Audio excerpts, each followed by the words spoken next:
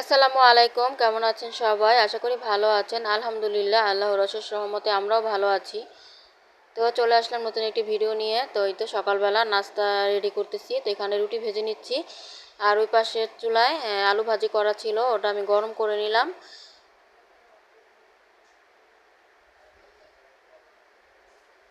তো ছোটো মেয়ে তো ম্যাডামের কাছে পড়তেছে, তো বড় মেয়ের আমি নাস্তাটা করব। আর চুলায় চা বসায় আছি, মানে বসায় রেখে আসছি। তো চাটা হলে চাটাও খাবো। রং চা বসাইছি।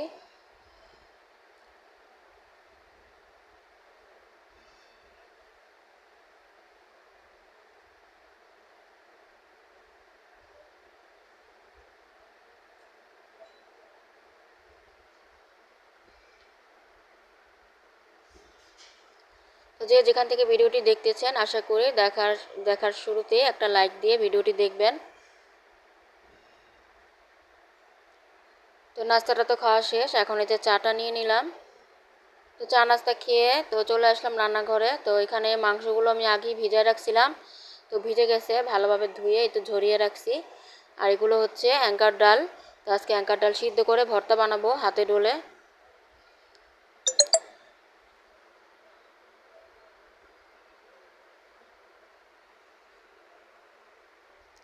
এখন ধুয়ে তারপর প্রেসার কুকারে বসিয়ে দিব ডালটা।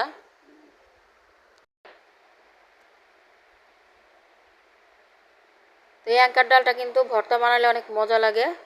তো ওই যে বেটে মানে ব্লেন্ড করে বাগার দিয়েও বানানো যায়, আবার হাতে ডলেও ভর্তা বানানো যায়। তো আমি তো হাতে ডলে বানাবো। আর এখান দিয়ে অনেকগুলো পেঁয়াজ কেটে নিলাম, আলুও কেটে নিচ্ছি, মাংসতে আলু দিব। আর ডালটা তো হয়ে গেছে, তো ডালে একটু পানি আছে, তো আমি কড়াইতে ঢেলে একটু পানিটা শুকিয়ে নিব।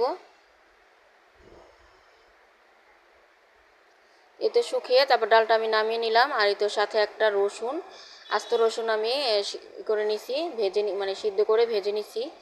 আর এই তো কতগুলো শুকনো মরিচ ভেজে রাখলাম, এটা ভর্তা বানাবো।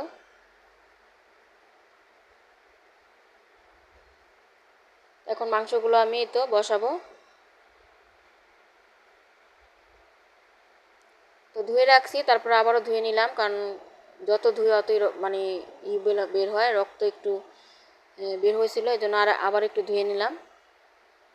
আর এদিক দিয়ে তো কতগুলো পেঁয়াজ বেরেস্তা করে নিছি। তো মাংসটা হাতে মাখিয়ে বসিয়ে একটু পেঁয়াজ দিব, কাঁচা পেঁয়াজও দিব, আর ওই বেরেস্তাগুলো দিয়ে দিব তরকারিতে। এখন আদা রসুনের বাটা, হলুদ মরিচের গুঁড়া, ধনিয়া গুঁড়া, জিরা গুঁড়া, গরম মশলা গুঁড়া সব কিছু দিয়ে তারপরে তো মাখিয়ে একটু কাঁচা পেঁয়াজও দিছি, আর এই তো ভাজা পেঁয়াজগুলো দিলাম। তো ভাজা পেঁয়াজ কিছুটা আবার পরে দিব নামানোর আগে।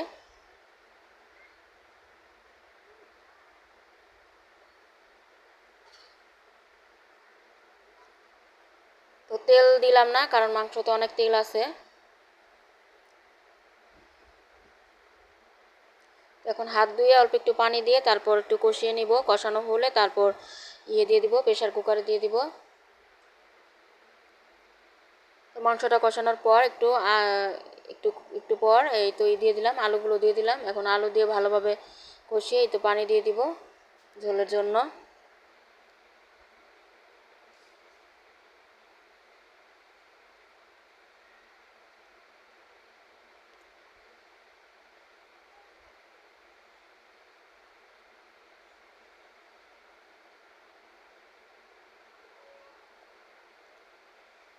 আর এদিক দিয়ে তো এখন এই যে ডাল ভর্তাটা বানিয়ে নিব। তো রসুনটা আমি মানে খোসা সহ করছিলাম, এখন খোসাটা করে নিচ্ছি।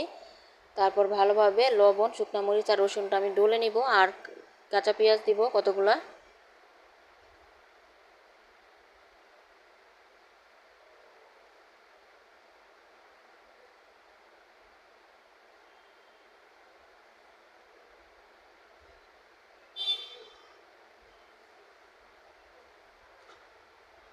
তো ভর্তাটা আমার রেডি হয়ে গেল বানানো।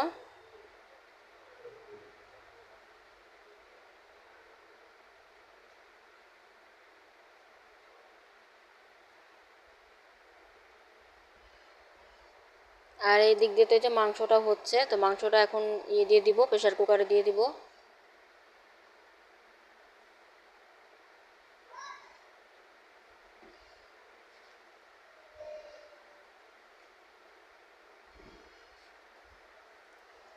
তো মাংসটা তো প্রেশার কুকারে দেওয়ার পর এই তো এখন নামিয়েও নিলাম।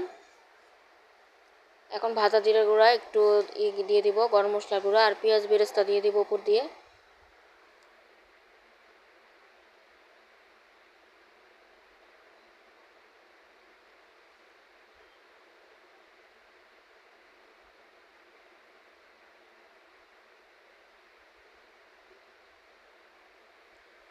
আর এই তো এখন এই যে দুপুরের খাবার খেতে বসে গেলাম। তো রান্নার পরে অফ ক্যামেরা বাকি কাজগুলো করে নিছি, এখন এই যে খেতে বসলাম। এই যে মেয়ে মেয়ে তো সুন্দর করে প্লেটিং করে নিল, প্লেটে সাজায় নিল। তো প্লেটে সাজিয়ে মানে খেতে পছন্দ করে। তো মাশাআল্লাহ ডাল ভর্তাটা কিন্তু অনেক মজা হয়েছিল।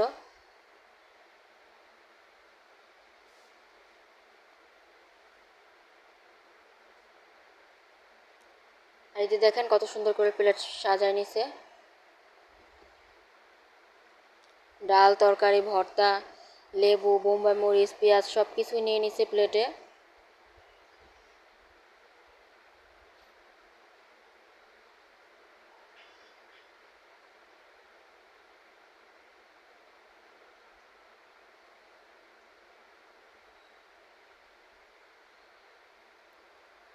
মাশাআল্লাহ খাবার সবগুলোই ভালো ছিল।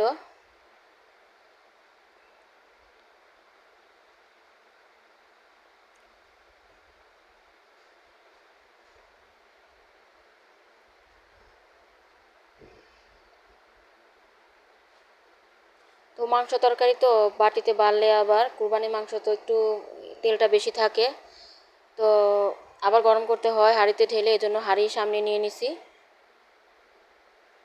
আর এটা তো ছিল এই যে কোয়াব বানাইছিলাম ওই ভিডিওটা, তো ওই ভিডিওটা তো আর কালকে করা হয় মানে দেওয়া হয়নি ভিডিওতে, এজন্য আজকে দিয়ে দিলাম। তো কোয়াবটার জন্য এই তো মাংসের সাথে আমি সব ধরনের মশলা, হলুদ মরিচ গুঁড়া, ধনিয়া গুঁড়া, জিরা গুঁড়া, গরম মশলা গুঁড়া আর 1 পিস লেবু চিপে নিছি। এখন ভালোভাবে মাখিয়ে, খালি পেঁয়াজটা দিব না, এখন এটাকে আমি রান্না করে নিব।